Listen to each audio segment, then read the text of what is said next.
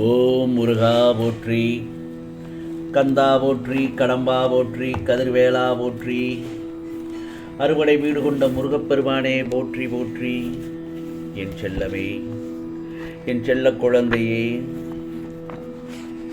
இந்த நல்லதொரு காலை பொழுதில் ஆம் செல்லமே, உனக்காக உன்னிடத்தில் அவசரமான செய்தியாக முருகப்பெருமான் உன்னிடத்தில் பேசியாக வந்திருக்கிறேன். அதை நீ தயவு செய்து நான் சொல்வதை கேட்டுத்தான் ஆக வேண்டும். ஏனென்றால் இப்பொழுது இன்று உன் வாழ்வில் ஏற்பட்ட எல்லா பிரச்சனைகளுக்கும் நீதான் காரணம். என்ன முருகப்பெருமானை உன்னையே சொல்லுகிறேன் என்று நினைக்கின்றாயா? ஆம் செல்லமே, யோசிக்காமல் செய்யும் செயலால் உனக்கு எவ்வளவு பிரச்சனைகள். உன் கடுமையான சொற்கள் யார் மனதையும் காயப்படுத்தாதே. கடும் சொற்களால் யாரையும் புண்படுத்துமாறு பேசியும் செய்ய வேண்டாம் என்று செல்லவே. அதே சமயத்தில் உனக்கு முன்கோபம் ஜாஸ்தியாக இருக்கிறது. அதுதான் உனக்கு முதல் எதிரி என்பதை நன்றாக தெரிந்து கொள். யார் எதுவாக பேச வந்தாலும் சற்று பொறுமையாக கேள். முதலில் அவர்கள் என்ன சொல்ல வருகிறார்கள் என்பதை பொறுமையாக கேட்டு அறிந்த பின்பு நீ அது அவர்களுக்கு ஏற்றவாறு பதில் சொல். எடுத்தவுடன் யாரிடத்திலும் கோபமாக பேச வேண்டாம். எல்லோருக்கும் ஒவ்வொரு விதமான பிரச்சனைகளோடு தான் இந்த பிரபஞ்சத்தில் வாழ்ந்து கொண்டிருக்கிறார்கள் என்பதை உனக்கு பலமுறை சொல்லி இருக்கிறேன். அவரவர்களுக்கு அவர்களுக்கு ஒவ்வொரு விதமான பிரச்சனைகளை சுமந்து கொண்டுதான் இருக்கிறார்கள். அப்படி இருக்கும் பட்சத்தில் நீயும் அவர்களிடத்தில் கோபத்துடன் பேசினாலோ, எதிர்வாதம் செய்தாலோ, வாக்குவாதம் செய்தாலோ பிரச்சனையில் தான் முடியும். அதை முதலில் குறைத்துக்கொள்.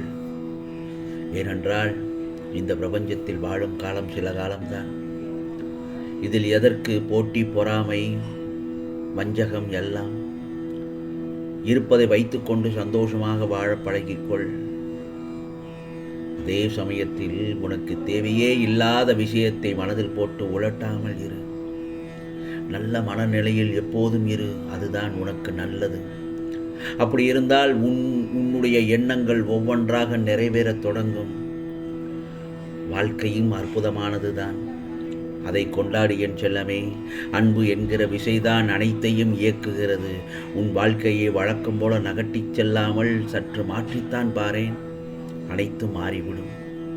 என் செல்லமே, உன் மனம் சஞ்சலப்பட்டு எங்கெங்கோ அலைந்து கொண்டிருக்கிறாய், சென்று கொண்டிருக்கிறாய்.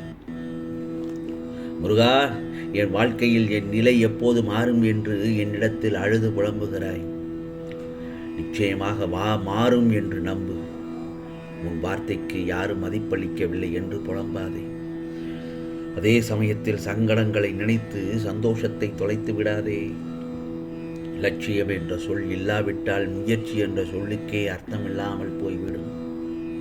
என் செல்லமே, கவலையும் கண்ணீரும் யாருக்கும் நிரந்தரமில்லை. ஒருவர் தோல்வியில் வீழ்ந்து கிடக்கும் போது ஆறுதலான வார்த்தையை அன்பாக மட்டும் அவர்களிடத்தில் சொல்லிப்பார்.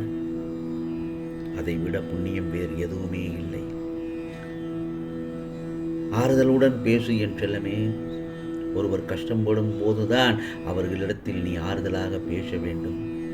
அவர்கள் சந்தோஷத்தில் மகிழ்ச்சியாக இருக்கும் தருணத்தில் அவர்களுடன் போய் நீ கலந்துரையாடி அவர்களுடன் பங்களித்து வருவது. என் செல்லமே, லட்சியம் என்ற சொல் இல்லாவிட்டால் முயற்சி என்ற சொல்லுக்கே அர்த்தமில்லாமல் போய்விடும். கவலையும் கண்ணீரும் யாருக்கும் நிரந்தரம் இல்லை. ஒருவர் தோல்வியில் வீழ்ந்து கிடக்கும் பொழுது ஆறுதலான வார்த்தை என்று சொன்னேன் அல்லவா? கஷ்டத்தில் இருக்கும்போது அவர்களுக்கு போய் சொல்லும் பொழுது உனக்கு நீ புண்ணியத்தை தான் தேடிச் சொல்கிறாய். ஆறுதலான 2 வார்த்தைகள்.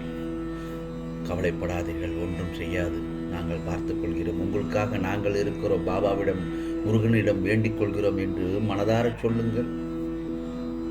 அதுவே அவர்களுக்கு நீ கொடுக்கும் ஆறுதலான வார்த்தை. துன்பம், துயரம், மனக்கவலை வந்தாலும் வேதனைப்படக்கூடாது.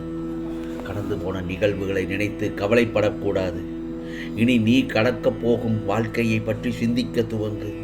இனி அடுத்து என்ன செய்ய வேண்டும், அடுத்து என்ன முயற்சி செய்ய வேண்டும், கஷ்ட காலத்தில் நாம் எப்படி கஷ்டப்பட்டு வாழ்க்கையில் முன்னேறி வந்தோம் என்பதை சற்று திரும்பிப்பார். சோதனை காலத்தில் சற்று பொறுமையாக இருக்கச் சொன்னேன், இருந்தாய். உன் வாழ்வில் நல்லதொரு மாற்றத்தை தரப்போகிறேன் என்று சொன்னேன். நிச்சயமாக தருவேன் இந்த முருகப்பெருமான்.